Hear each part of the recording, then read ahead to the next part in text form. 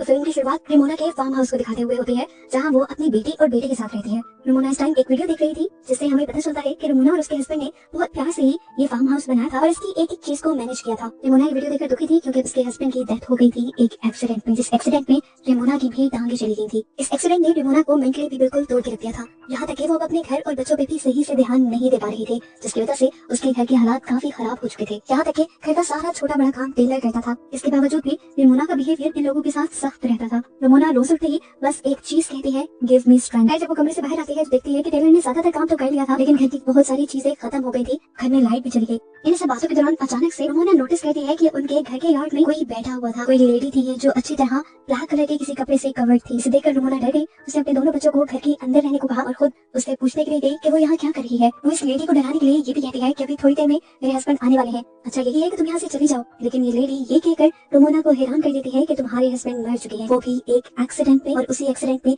तुम्हारी भी ये टांग गई थी। रेमोना को अब उससे डर लगने लगा। रेमोना से कहती है, रेमोना आज वो दिन आ गया है जिसके लिए तुम मुझे बुलाती थी, मैं आ गई हूँ। रेमोना जब उसकी बात नहीं समझ पाई तो उसने अपने खून से भरे हुए हाथ दिखा दिए। रेमोना तेजी से डरकर अपनी कार की तरफ बढ़ती है ताकि वो अपनी कार को ऑन करके एटलीस्ट अपने फोन को चार्ज करे और यहाँ पर पुलिस बुला सके, लेकिन अब कार भी स्टार्ट नहीं हो रही थी। डरते हुए रेमोना घर के अंदर आ जाती है तो बच्चे उससे ब्लैक ड्रेस वाली लेडी के बारे में पूछने लगते हैं। बच्चों को कुछ भी बताने के बजाय उन्हें डांट कर चुप करवा देती है। बच्चों के सवाल जब खत्म नहीं होते तो रेमोना का गुस्सा एक हद से ज्यादा बढ़ जाता है। वो चीजों को तोड़ने लग जाती है और अपने बच्चों पर भी शाउट करती है, जिसके बाद खड़े होकर वो घर के सभी खिड़कियां दरवाजे लॉक कर देती है। इसके बाद जब वो बैठती है तो उसे अपने टांग के जख्म में दर्द फील होता है। वो देखती है कि वहाँ एक स्टिच निकला हुआ था। रेमोना नोटिस करती है कि वो औरत थोड़ा सा इनके घर के करीब हो गई है। देखते हुए वो सोचती है कि वो अपने डॉग चार्ली को घर के अंदर ले आए, लेकिन जब वो बाहर गई तो उसने देखा कि उनका डॉग भी वहाँ नहीं था। लेकिन ये बात उसने बच्चों को नहीं बताई। लेकिन अब इस डर ने उसके गुस्से को और भी ज्यादा भड़का दिया था। वो टेलर को भी एक और मर्तबा डांट देती है, यहाँ तक कि वो अपनी बेटी को थप्पड़ भी लगा देती है क्योंकि वो बार बार आर उल्टा लिख रही थी। रेमोना को एकदम से अपनी गलती का एहसास भी हो जाता है। इतनी बड़ी गलती नहीं थी उसकी बेटी की जितनी उसने सजा दे दी, इसलिए उसने फौरन अपनी बेटी को गले लगा दिया। और जैसे ही उसने शीशे में देखा तो कुछ अजीब हुआ। उसके हाथ में एक चाकू है जो उसने जल्दी से अपनी बेटी के अंदर स्टैब कर दिया। एकदम से वो होश में आई और उसने देखा कि इस टाइम उसकी गोद में एक पिलो था, लेकिन उसने इस पिलो के अंदर चाकू स्टैब किया था। ये उसके पास किस टाइम में आया, उसे किसने पकड़ाया, कुछ याद नहीं। टेलर जब पीछे अपनी मॉम को दिखता है तो और भी ज्यादा परेशान हो जाता है। वो जान गया था कि अब उसकी मॉम तो मेंटली स्टेबल नहीं है, तो इस मुश्किल से उसे निकलने के लिए खुद ही कोई रास्ता तलाश करना पड़ेगा। रेमोना अपनी बेटी को लेकर रूम में चली जाती है और वो चुपके से घर से बाहर निकल जाता है। वो गाड़ी के जरिए अपने साथ वाले फार्म हाउस में जाकर वहाँ से मदद लाना चाहता था, लेकिन कार तो पहले भी नहीं चली थी। कुछ देर में रेमोना भी उसे ढूंढते हुए यहाँ पर आ जाती है और उसपे बहुत ज्यादा गुस्सा होती है। तेजी से वो उसे घर के अंदर भी ले आई थी, लेकिन अब टेलर को भी गुस्सा आ गया था क्योंकि वो जान गया था कि उनका डॉग चार्ली बाहर नहीं है और रेमोना कुछ उनसे छुपा रही है। टेलर अब अपनी मॉम से कहता है, आपसे कुछ नहीं होगा, मैं ही इसे हैंडल करूंगा। ये कहकर वो गुस्से में एक रूम में चला गया जहाँ पर उसके डैड की चीजें थी और यहाँ पर उसने एक गन उठा ली। रेमोना से आकर लड़ने लगी, ये क्या कर रही हो तुम, उसे वापस रखो। और इनकी बहस के दौरान हमने बाहर ब्लैक लेडी को देखा, वो इनके घर के और करीब आ गई थी। अब टेलर गुस्से में गन लेकर बाहर जाता है और इस ब्लैक लेडी के ऊपर गन तान देता है और उसे कहता है, जल्दी से निकल जाओ मेरी प्रॉपर्टी पे से। औरत टेलर से डरती नहीं बल्कि अपना वेल उठाकर कहती है, तुम्हारी मॉम ने आज तक तुमसे झूठ बोला है। उसने यहाँ पे एक बहुत ही हैरान कर देने वाली हकीकत टेलर को बताई और उससे कहा कि ये बात जाकर अपनी मॉम से पूछो। टेलर गुस्से में भड़का हुआ अंदर आया और उसने रेमोना से पूछा, मेरी डैड की मौत कैसे हुई थी। रेमोना उसके अंदाज से डर गई और उसे कहानी सुनाना शुरू की। उस रात ही जब वो और डेविड दोनों एक फैंसी रेस्टोरेंट में गए थे, लेकिन यहाँ पर रेमोना खुश नहीं थी। उसे फार्म हाउस में रहने का बिल्कुल मजा नहीं आ रहा था क्योंकि यहाँ पर बहुत सारे काम करने पड़ते थे। हालांकि यहाँ पर भी डेविड उसी की ख्वाहिश पर शिफ्ट हुआ था, सिटी की 9 to 5 वाली जॉब, और उसके बाद घर की लाइफ उसे बोर लगती थी। अब जब सब यहाँ पे आ गए थे, सब यहाँ सेटल हो गए थे, खुश थे, लेकिन रेमोना ही नाखुश थी। अब वो यहाँ से भी कहीं और शिफ्ट करना चाहती थी, लेकिन डेविड साफ मना कर देता है क्योंकि इतनी जल्दी शिफ्टिंग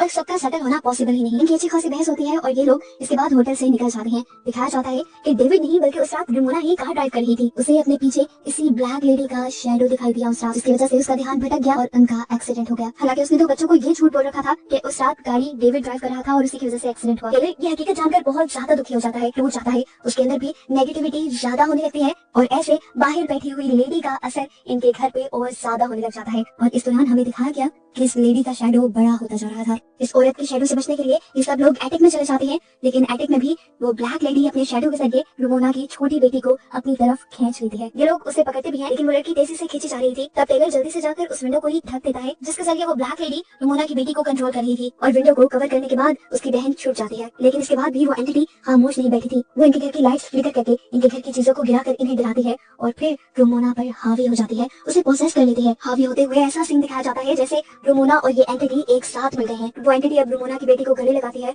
और वो फिर गायब हो जाती है। टेलर अपनी आंखों से देखता रहा और कंफ्यूज हो गया। वो अकेला यहाँ खड़ा रह गया था उसकी मॉम और बहन को इस एंटिटी ने एकदम से गायब कर दिया था। तभी अचानक पीछे से रुमोना अपना लाइटर लिया है यहाँ पर। अब रुमोना और टेलर दोनों मिलकर रुमोना की बेटी को ढूंढने लग जाते हैं और ऐसा करते हुए रुमोना एक ऐसे कमरे में चली जाती है जो कमरा उसे उसका पास दिखा रहा था, जिसमें उसे डेविड भी नजर आया। डेविड काफी खुश नजर आ रहा था और वो रुमोना से कहता है, देखो तुम्हारे पसंद के फूल भी यार्ड में खिल गए। रुमोना अब उसके करीब चली जाती है। एकदम से सीन बदलता है और हम देखते हैं कि डेविड ने उसे मारना शुरू कर दिया। उसका गलत मार रहा था और अगले ही पल रुमोना ने अपने आप को ब्लैक ड्रेस में यार्ड में बैठा हुआ देखा, बिल्कुल उस एंटिटी की तरह जो अभी इनके घर के बाहर थी।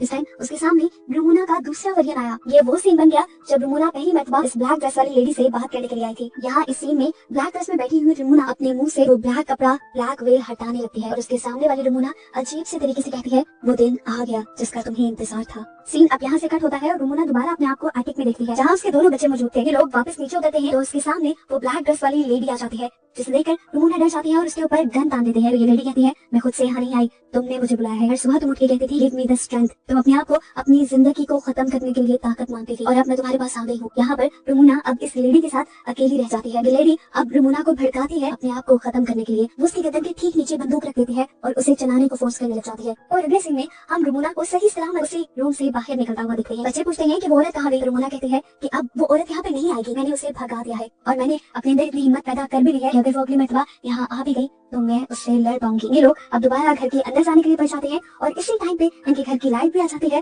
और इनका गुमा हुआ डॉग भी वापस आ जाता है। घर के अंदर जाने पर हमें एक पेंटिंग दिखाई जाती है जो रुमोना ने खुद पेंट की थी और इसी के अंदर वो डार्क लेडी भी थी जिसे हम पूरी मूवी में देखते आए हैं। असल में वो डार्क लेडी रुमोना के डार्क थॉट्स थे, उसकी गलत सोचें थी। उसने अपने अंदर की नेगेटिविटी को इतना बढ़ा लिया था कि उसकी नेगेटिविटी ने एक फिजिकल शक्ल ले ली, एक एंटिटी के रूप में उसकी और उसकी फैमिली के सामने आ गई। आखिर में जब रुमोना उस कमरे से बाहर निकली तो असल में वो अपनी गलत सोचों से, अपनी नेगेटिविटी से बाहर निकल आई थी, जिसकी वजह से वो एंटिटी भी खत्म हो गई और ये लोग भी सेटल हो गए। और बस इन्हीं को दिखाते हुए ये कहानी यहाँ खत्म हो जाती है।